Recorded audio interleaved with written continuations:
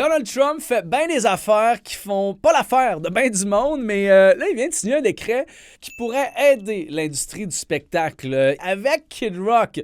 Kid Rock, qui est un érudit, qui est un homme brillant de notre génération, est impliqué aussi là-dedans. Il s'attaque aux revendeurs de billets qui, eux autres, utilisent des bots, des robots pour acheter plein de billets quand ils sortent, quand les artistes mettent disponibles leurs billets. Puis ça fait en sorte que les shows sont sold out plus rapidement. Les gens n'ont pas le temps d'acheter des billets à des prix normaux. Il faut qu'ils se retournent vers les sites de revente. Puis ça fait aussi monter la vente de billets pour ce spectacle-là. Et Ticketmaster, qui ont le monopole de la vente de billets, utilisent la tarification dynamique. Donc, plus il y a de monde qui demande des billets, plus le prix coûte cher, moins la demande est forte, moins les billets sont chers. Là, un peu comme quand vous achetez des voyages, vous magasinez pour des billets d'avion. Fait que s'il y a plein de bots, de sites de revente qui se garochent pour acheter des billets, ben ça fait en sorte que là, la tarification dynamique fait OK, ça marche, on va monter le prix des billets en malade. Puis là, ça fait que les billets sont peu achetables. Les billets de show dans les arénas puis des stades, c'est rendu fou, le prix, déjà. Fait que c'est en plus,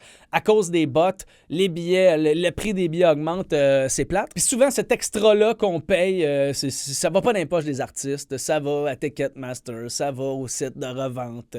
Puis on dit que des fois, là, on paye même 70 fois le prix que ça vaut. Là. Donc, c'est ça.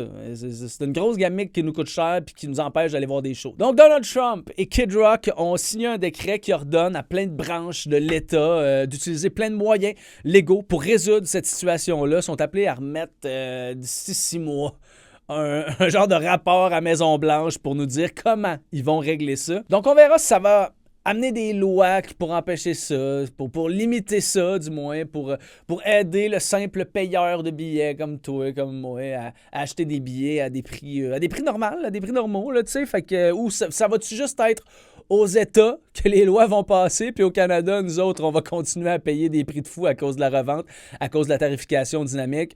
On verra bien, mais là, j'ai vu Live Nation, qui est un gros producteur de spectacles, comme approuvé ça. Il a remercié Donald Trump et Kid Rock pour cette initiative-là, mais en même temps, c'est eux autres qui ont le monopole à peu près des shows avec Ticketmaster, puis eux autres aussi s'en mettent dans les poches pas mal avec la tarification dynamique, donc c'est un peu bizarre. Mais merci Donald Trump, puis n'oubliez pas de vous abonner, de liker, de vous abonner à ma page YouTube aussi, Musique Moins, puis allez écouter mes tunes sur Spotify, Apple Music, Sassville avec un point, où le lien est dans ma bio, ma description.